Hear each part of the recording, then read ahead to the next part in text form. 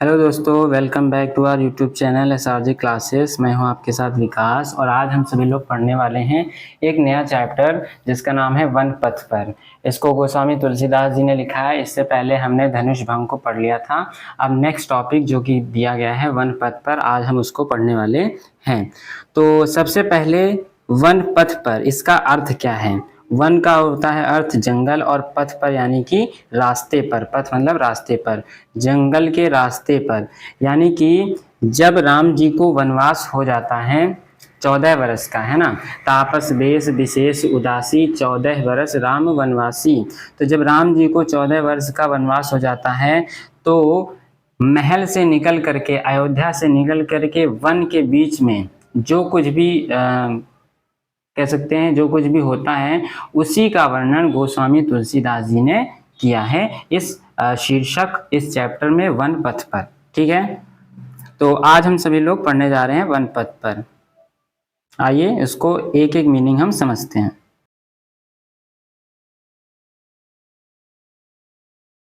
तो पहला हमारा दिया गया है, पहला हमारा पद्यांश दिया गया है वन पथ का।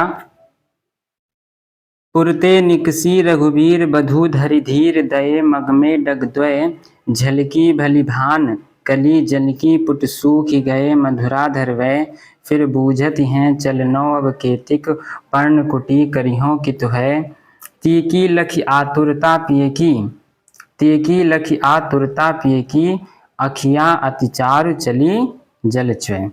अब समझते हैं इस पूरे पद्यांश का मतलब क्या है। ठीक है ना। यहाँ पर हमें पहला दिया गया है पुरते। पुरते का मतलब होता है अयोध्या से, पुर से यानी कि अयोध्या से। निकसी मतलब निकल करके। रघुवीर वधू यानी कि रघुकुल की वधू, वधू यानी कि बहू। ठीक है ना, यानी कि माता सीता। रघुकुल की वधू यानी कि माता सीता। ठीक है। धरि धीर, धरि धीर यानी कि धीरज धर करके, धैर्य धारण करके। दय मतलब दिए, मग में मतलब मार्ग में, रास्ते में, डग मतलब कदम, द्वय मतलब दो। यानी कि पूरी लाइन में अगर हम समझे, रघुवीर वधू अर्थात माता सीता अयोध्या से निकल करके धीरज धारण करके उन्होंने दो कदम चले, वह दो कदम चली। तो क्या हुआ जब वह दो कदम अयोध्या से निकल करके चली तो क्या हुआ। झलकी भरी भान कनी जलकी पुट सूख गए मधुराधर वय। एक एक लाइन का मीनिंग हम समझते हैं आराम से। क्या कहा गया है इसमें। झलकी मतलब झलक आई, भरी भाल यानी कि उभरे हुए भाल पर, भाल मतलब माथे पर। कनी जल की, कनी जल की, जल मतलब तो जल तो जानते हैं आप, वाटर। और कनी मतलब बूंदे, जल की बूंदे उभरे हुए भरे हुए भाल पर झलक आई। तो क्या हुआ, उनके उभरे हुए भाल पर क्या झलक आई, पानी की बूंदे झलक आई। कनी जल की, पानी की बूंदे झलक आई। और क्या क्या हुआ, पुट सूख ही गए मधुराधर वय। देखिए यहाँ पर दो शब्द हैं। पहला मधुर प्लस अधर यानी कि मधुराधर, यानी कि मधुर मतलब कोमल, अधर यानी कि होंठ। और पुट मतलब होते हैं संपुट, यानी कि होंठ के जो ऊपर वाले और जो नीचे वाले होते हैं उनको हम पुट बोलते हैं, संपुट। ठीक है ना। तो उनके मधुर अधरों के जो संपुट थे, जो पुट थे, वह सूख गए। ठीक है, फिर से एक लाइन में देख लेते हैं। क्या, रघुवीर वधू माता सीता अयोध्या से निकल करके धीरज धारण करके दो कदम चलती हैं तो चलने पर क्या होता है, उनके उभरे हुए भाल पर जल की बूंदें झलक आती हैं और उनके जो संपुट हैं, जो पुट हैं, अधरों के कोमल अधरों के जो संपुट हैं वह सूख गए। ठीक है, फिर उसके आगे देखते हैं। फिर बूझती हैं चलनो अब खेती। फिर वह राम जी से पूछती हैं, बूझती हैं कि चलनो अब खेती की, अभी कितना चलना है।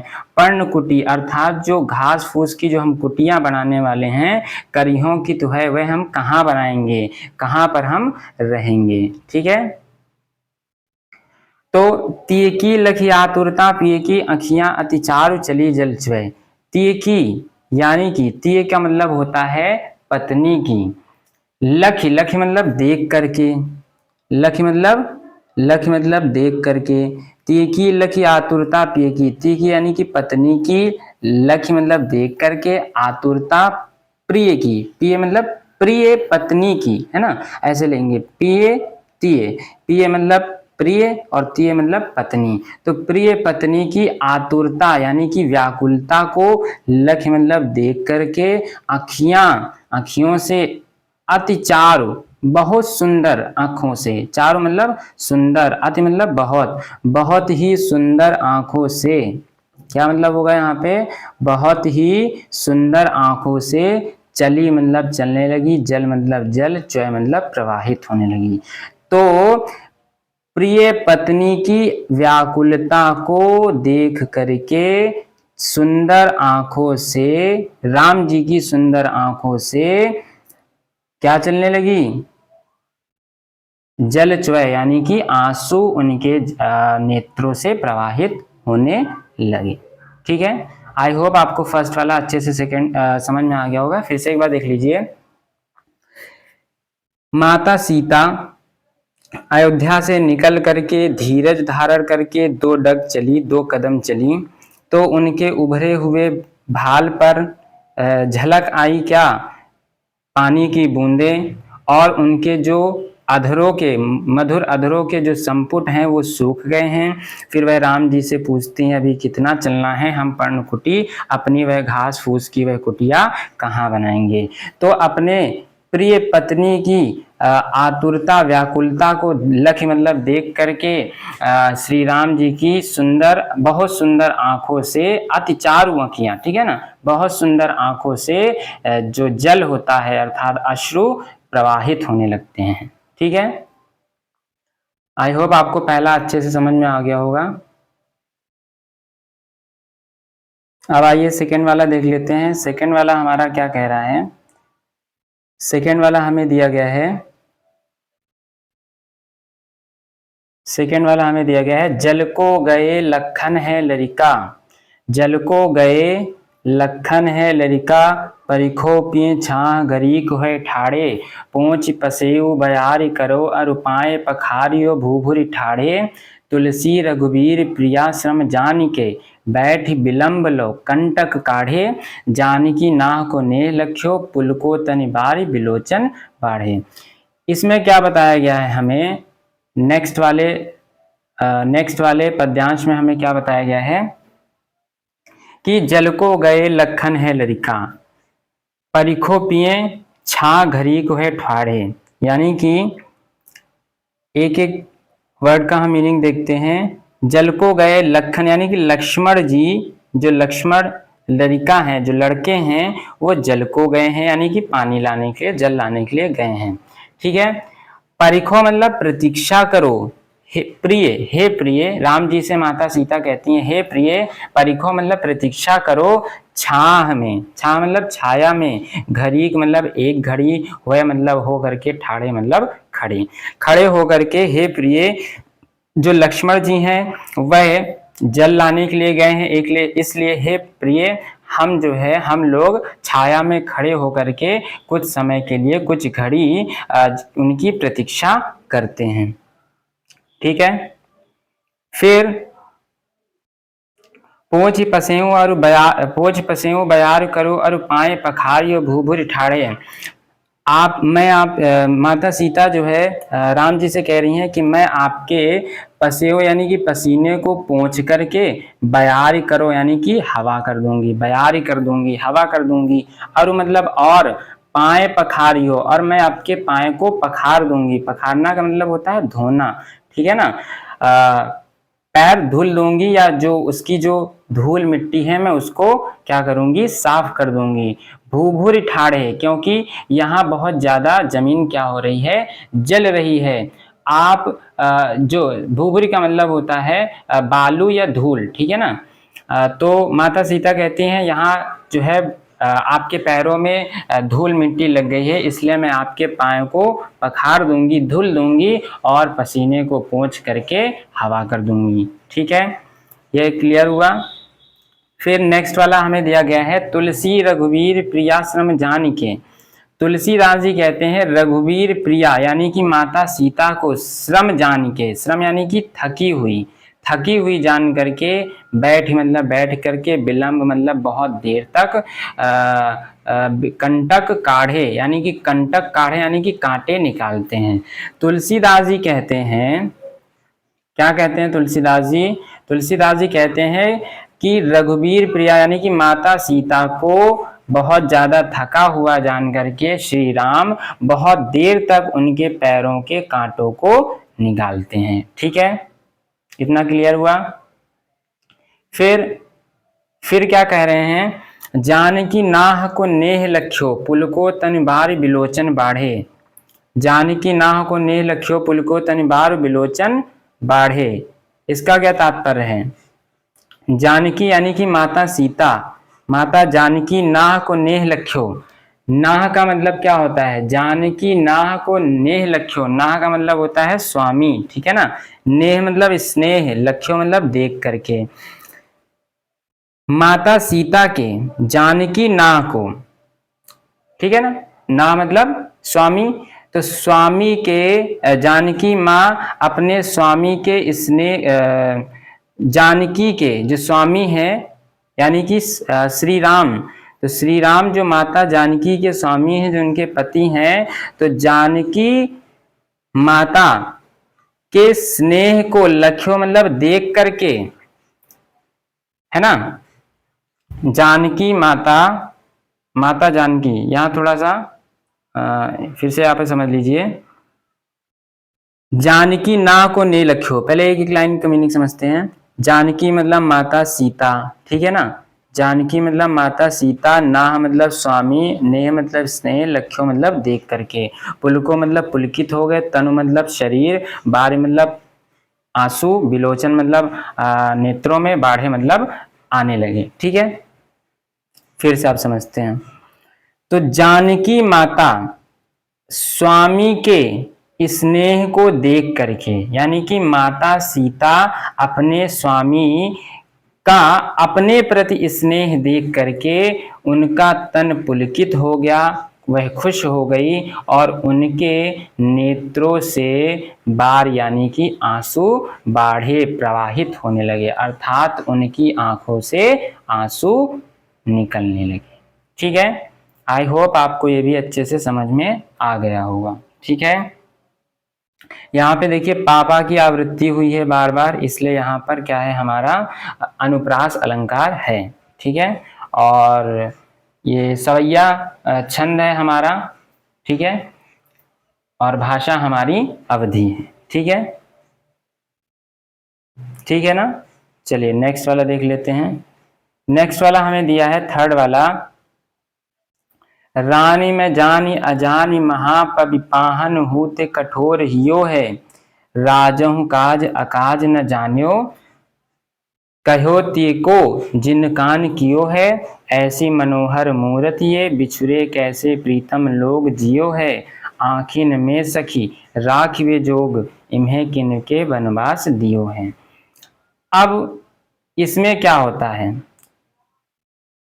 अब जब माता सीता, राम जी, लक्ष्मण जी थोड़ा सा आगे बढ़ते हैं, वन की ओर प्रस्थान करते हैं, तो वहां पर बहुत सारी महिलाएं, बहुत सारी सखियां हैं, वह उनको देख रही हैं और उनको देख करके वह एक दूसरे से बात कर रही हैं, वे सोच रही हैं, क्या कह रही हैं कि रानी में जानी, मैं उस रानी को जान गई, अजानी महा, अजान यानी कि बहुत अज्ञानी है, महा बहुत अज्ञानी है, पाहन हूते कठोर यू है। ठीक है ना, वो एक दूसरे से बात कर रही हैं और कहती हैं कि मैं उस रानी को जान गई, वह महा अज्ञानी रानी है, और पाहन, पवि मतलब वज्र और पाहन मतलब पत्थर से भी उसका कठोर, ह्यो मतलब हृदय है, उसका वज्र से, पवि से, पाहन यानी कि पत्थर से भी उसका कठोर हृदय है। ठीक है, पत्थर से भी ज्यादा उसका कठोर हृदय है। और राजहु, राजा ने भी काज अकाज यानी कि उचित अनुचित सही गलत ना जान्यो नहीं जाना। राजा ने भी उचित अनुचित सही गलत नहीं जाना। और कहो ती को अपनी पत्नी, ती मतलब अपनी पत्नी के कहने पर जिन कान कियो है यानी कि यह काम उन्होंने किया है। ठीक है ना, यह काम उन्होंने किया है। राजा ने भी सही गलत नहीं जाना, उचित अनुचित नहीं समझा, क्या सही है क्या गलत गलत है। और अपनी पत्नी के कान भरने पर उन्होंने यह काम किया है। फिर वह सखियां एक दूसरे से बात करती हुई कहती हैं, ऐसी मनोहर मूर्त ये, ऐसी मनोहर मन को हरने वाली मूर्ति के समान ये लोग बिछुड़े यानी कि बिछड़े हुए प्रीतम लोग कैसे प्रीतम लोग जियो, यानी कि इनसे बिछड़े हुए जो लोग होंगे, इनके जो चाहने वाले जो प्रियतम होंगे, वो कैसे इनके बिना जी रहे होंगे। ठीक है, वो कैसे इनके बिना जी रहे होंगे। आखिन में सखी, हे सखी, एक सखी दूसरी सखी से कह रही है कि हे सखी, आखिन में सखी राखिबे जोग, ये लोग तो आंखों में रखने योग्य हैं। जोग मतलब योग्य, जोग मतलब योग्य, और राखिबे मतलब रखने। ठीक है ना। हे सखी, ये लोग तो आंखों में रखने योग्य हैं। इन्हें किमके वनवास दियो है, इन्हें किसने वनवास दिया है। ठीक है, ऐसा सखियां एक दूसरे से बातें कर रही हैं। ठीक है, आइए नेक्स्ट वाला देख लेते हैं। नेक्स्ट वाला देख लेते हैं नंबर 4। शीस जटा उर बाहु विशाल, बिलोचन लाल तिरीच सिभौहें, तून सरासन बान धरे, तुलसी बन मार्ग में सुटि सोहें, सादर बारह बार सुभाए, चितय तुम त्यो हमरो मन मोहे, पूछत ग्राम बधु सियसो, सियसो मतलब सीता से, कहो सांवरे से सखी रावरे को हैं। ठीक है, तो अब जब वह माता सीता, राम जी, लक्ष्मण जी वहां पर उन सखियों के पास पहुंच जाते हैं, तो वह सखियां माता सीता से कुछ पूछती हैं। और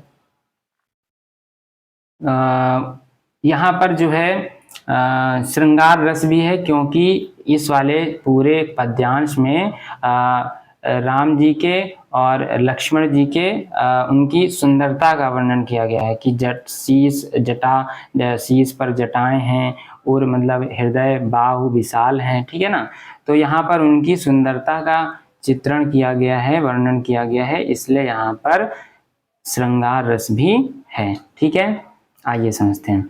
शीश जटा, जिनके शीश पर जटाएं हैं, जिनके शीश पर जटाएं हैं, उर मतलब हृदय, बाहु मतलब भुजाएं विशाल हैं, जिनके उर हृदय और बाहु यानी कि भुजाएं विशाल हैं, बड़ी हैं, बिलोचन लाल, जिनके लाल नेत्र हैं, लाल बिलोचन हैं, और तिरछी सी भौहें हैं। ठीक है ना, ऐसे लोग, कौन से लोग, जिनके शीश पर जटाएं हैं, ऐसे लोग जिनके शीश पर जटाएं हैं, हृदय और भुजाएं विशाल हैं, जो नेत्र हैं वह लाल हैं, और भौहें कैसी हैं, तिरछी सी हैं। और क्या है, तून सरासन बान धरे, तून का मतलब होता है, तून का मतलब क्या होता है, तून सरासन बान धरे।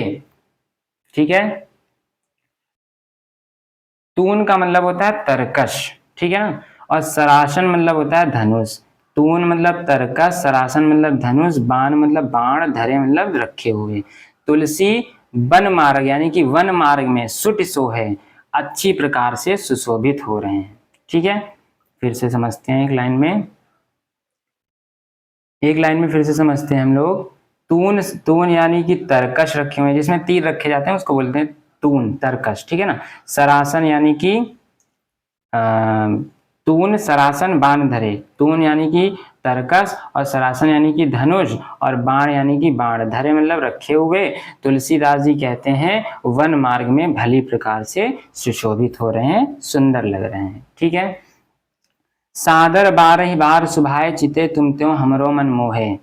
और फिर एक सखी दूसरी सखी से कहती है कि हे सखी, एक सखी दूसरी सखी से कह रही है कि हे सखी, सादर 12 बार सुभाए, जो तुम्हारी तरफ सादर 12 बार, बार बार अच्छे से, सादर सुभाए तुम्हारे स्वभाव की ओर, चितय मतलब देख रहे हैं, जो तुम्हारे सुंदर से स्वभाव की ओर, सुंदर, जो तुम्हारी तरफ सुंदर स्वभाव से देख रहे हैं,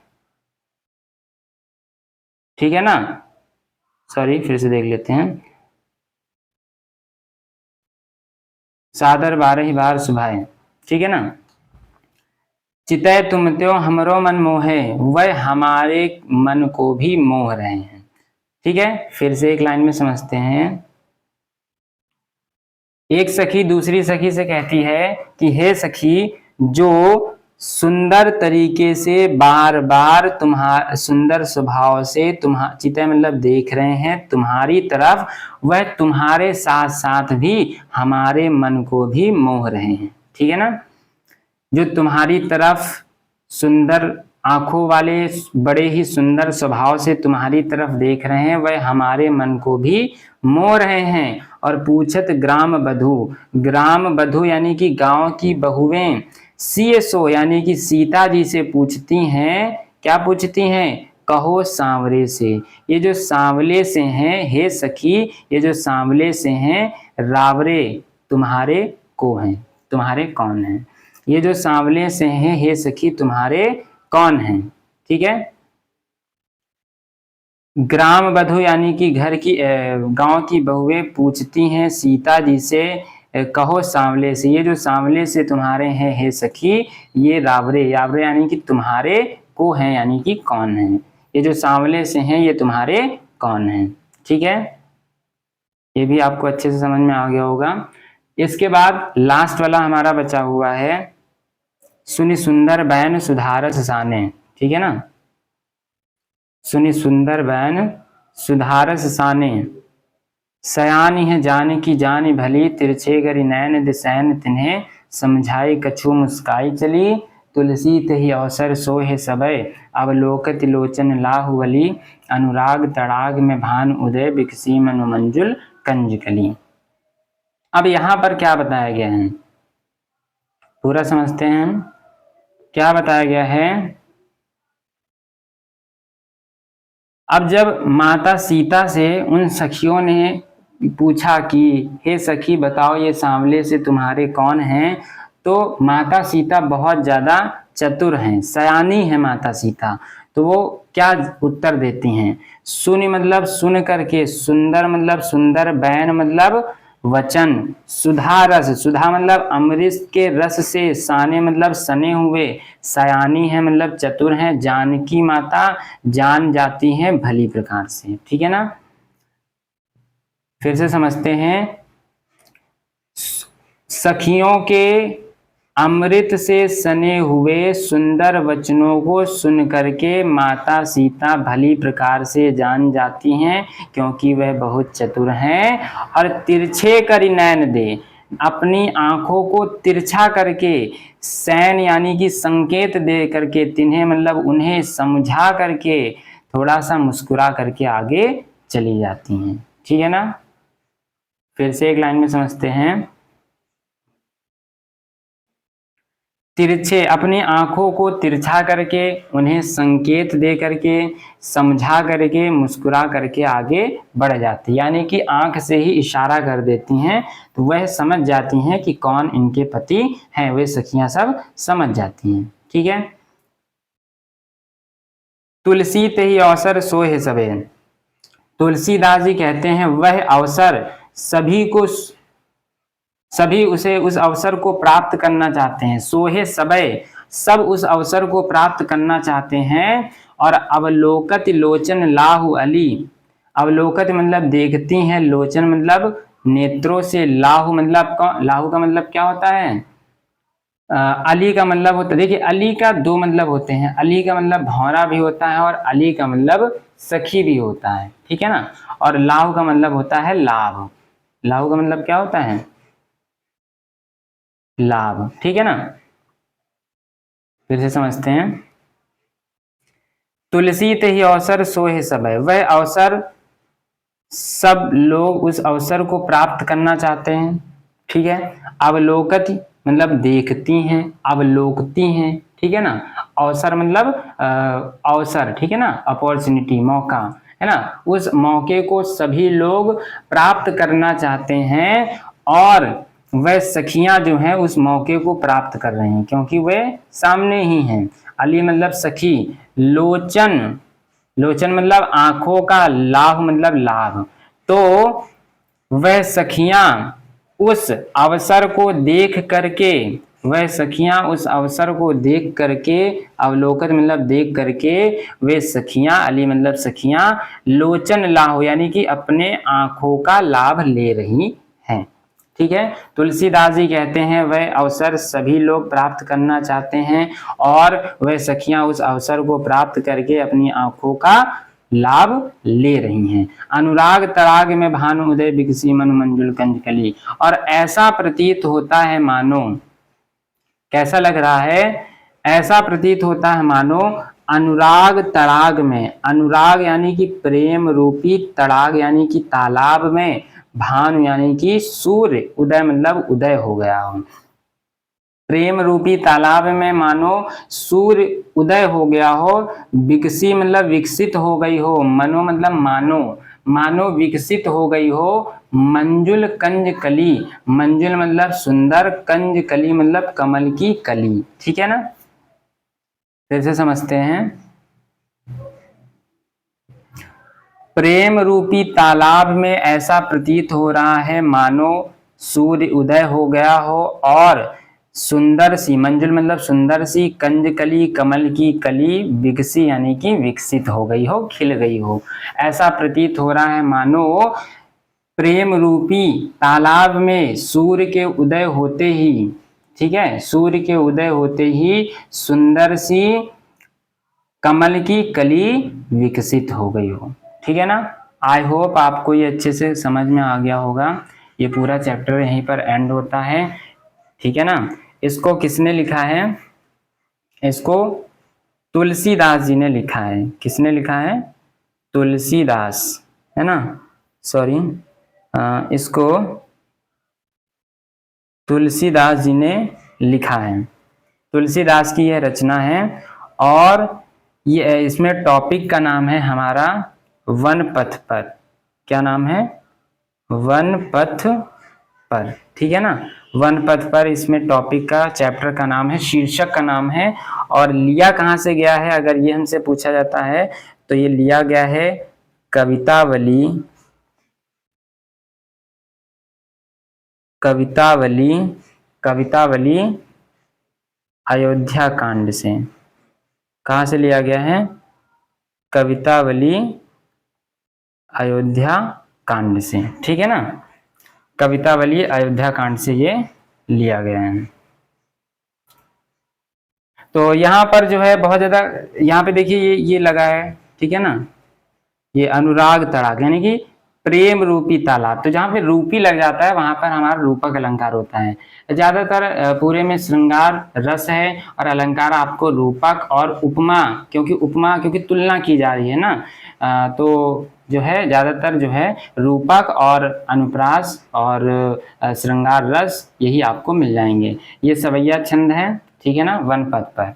आई होप आपको अच्छे से समझ में आ गया हो। अगर आपको वीडियो अच्छा लगे तो like, subscribe and share. Thanks for watching.